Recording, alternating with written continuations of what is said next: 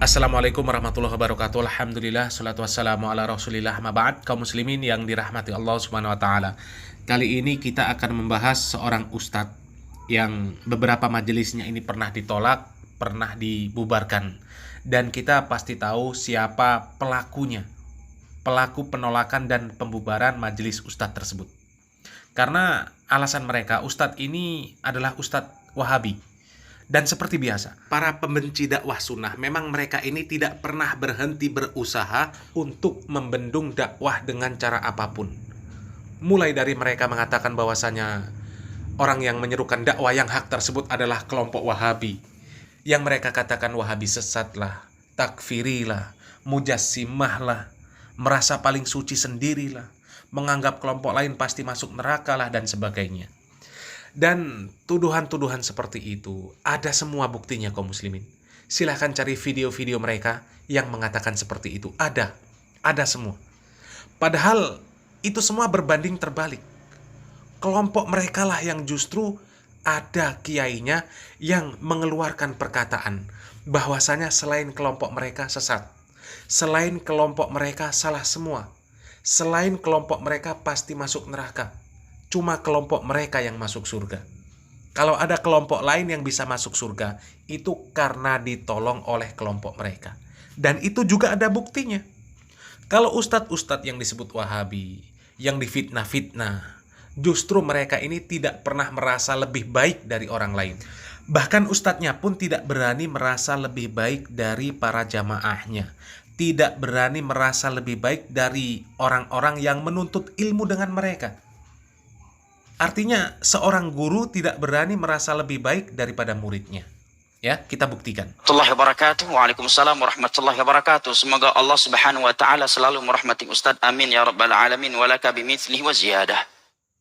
Kemudian beliau menukilkan ayat, sesungguhnya kamu akan mati dan sesungguhnya mereka akan mati pula. Az-Zumar ayat ke-30.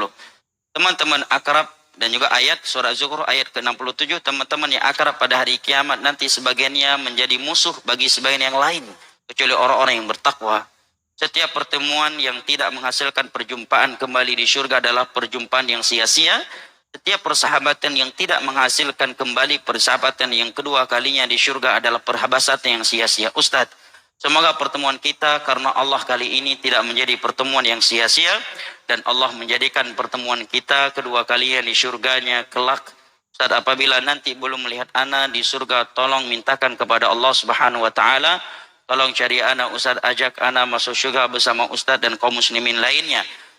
Barakallahu fi, semoga Allah mengabulkan doa-doa kita. Akan tetapi saya tidaklah lebih bertakwa kepada Allah. Saya dan antum yang menulis ini sama-sama belum mendapat kepastian masuk surga. Ana dan jamaah sekalian sama-sama belum mendapatkan kepastian selamat dari neraka. Tapi yang bisa kita lakukan adalah beriman, beramal soleh, dan selalu memohon surga kepada Allah, dan memohon perlindungan dari nerakanya, dan kita meminta kepada Allah agar Allah menjadikan kita dari teman-teman yang saling memberikan syafaat di antara kita di dunia ini di atas kebaikan dan kebajikan, dan di akhirat kelak di antara kita dengan izinnya Allah Jalla wa'ala. Jazakallahu khairan Ustaz Afwan. Semoga Allah menjaga nikmat tauhid kita sampai ajal menjemput. Barakallahu fiqh. Amin ya rabbal alamin.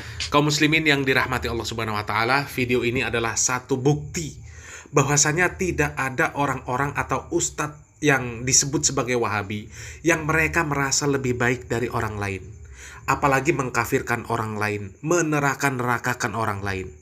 Dan video yang seperti ini bukan satu ini saja kaum muslimin. Semua orang atau para ustadz yang disebut Wahabi, kalau diberikan pertanyaan yang sama, maka jawabannya akan seperti ini. Sama.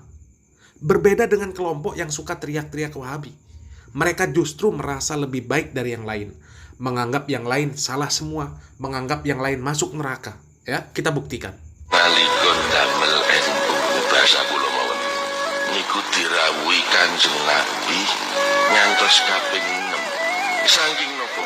Saking ridhone Kanjeng Nabi wonten NU teng negari niki sing dijagake iso njagaki agama, iso dandani negara. Allahumma amin. NU niku nek cara kula mboten mung organisasi keagamaan kemasyarakatan. NU niku wis agama, ora NU neraka. Soalnya wong sing ora NU kok mlebu swarga ditulung karo wong NU gampang. Kula mboten sah dadi sinten-sinten, ora sah dadi apa-apa. Aku cukup seneng, aku cukup lega, aku cukup bangga senajan aku mau dadi butir debu yang menempel di tiang bendera NU yang tidak sempat terusap sampai kiamat. Peran agama harus kita pegang. Imam masjid, khotib-khotib, KUA, Menteri Agama harus dari NU. Kalau dipegang selain NU, salah semua. Kalau dipegang selain NU, salah semua. Kalau dipegang selain NU, salah semua. Kaum muslimin yang dirahmati Allah Subhanahu wa taala, kalau kita mau mencari video-video yang seperti ini, perkataan-perkataan yang seperti ini keluar dari mulut orang-orang atau para asatidz yang disebut Wahabi, maka kita tidak akan menemukan kaum muslimin. Yang akan kita temukan justru nasihat, ya, nasihat mereka. Mereka katakan bahwasanya ketika kita beragama itu harus mengikuti Al-Quran dan Sunnah sesuai dengan manhaj para sahabat. Ketika kita beragama tanpa mengikuti Al-Quran dan Sunnah sesuai dengan manhaj para sahabat, pasti kita akan tersesat dan berbuat bid'ah. Di mana dengan kesesatan dan perbuatan bid'ah tersebut kita diancam oleh Allah Subhanahu wa taala dengan neraka. Begitu juga Rasulullah Shallallahu alaihi wasallam mengatakan bahwasanya seluruh perbuatan bid'ah itu adalah sesat dan semua kesesatan tempatnya di neraka. Tapi memang para pembenci dakwah yang hak, mereka banyak yang gagal faham. Ketika kita menjelaskan bahwasanya kita harus mengikuti Nabi dan para sahabat di dalam mengamalkan agama ini supaya tidak tersesat, maka mereka katakan bahwasanya kita Wahabi itu merasa paling benar, merasa paling nyunnah, paling suci dan sebagainya. Kemudian ketika kita menjelaskan larangan menyelisihi Nabi dan para sahabat di dalam menjalankan syariat Islam ini, dilarang berbuat bid'ah karena bid'ah itu diancam dengan neraka, maka mereka mengatakan bahwasanya kita ini sudah membid'ah-bid'ahkan mereka, meneraka-nerakakan mereka. Padahal di mana salahnya kalau kita hanya mencukupkan, ya, mengajak untuk mencukupkan apa yang datang dari Nabi dan para sahabat. Karena mereka orang-orang yang paling hebat, paling faham terhadap Al-Quran, paling faham terhadap hadis Nabi, paling benar cara mengamalkan syariat Islamnya. Karena tidak ada satupun generasi yang paling faham terhadap Al-Quran, paling faham terhadap sunnah Nabi Muhammad SAW, paling baik pengamalan syariat Islamnya dibandingkan dengan para sahabat Nabi radhiyallahu anhum ajma'in. Lalu kenapa kita melakukan sesuatu yang mereka tidak lakukan? Padahal dengan mengikuti mereka itu sudah lebih dari cukup. Kalau kita mampu melakukan semuanya, dan itu mustahil, kita tidak akan mampu mengikuti mereka secara utuh, secara keseluruhan, ya. Dan mengikuti mereka itu diperintahkan oleh Allah Subhanahu wa taala. Kita diperintahkan supaya mengikuti mereka, tidak menyelisihi mereka. Di dalam Al-Quran Allah Subhanahu wa taala mengatakan di dalam surat An-Nisa ayat 115. Allah Subhanahu wa taala mengatakan, "Wa may yushakkikir rasul mim ba'di ma tabayyana lahul huda wa yattabi' ghayra sabilil mu'minin nuwallihi ma tawalla wa nuslihi jahannam wa sa'at masira."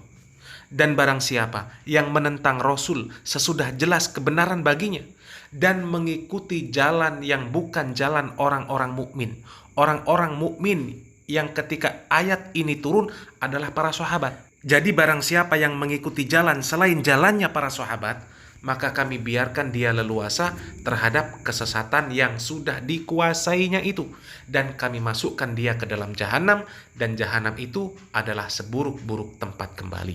Wallahu a'lam bishawab. Semoga yang sedikit ini bermanfaat. Barakallahu fikum. Wassalamualaikum warahmatullahi wabarakatuh. Kita mau beriman dengan gaya siapa aja?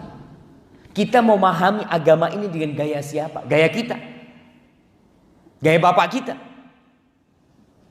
Tuh yang hidup di masa Nabi ada orang-orang munafikin, Muslim, ya Muslim.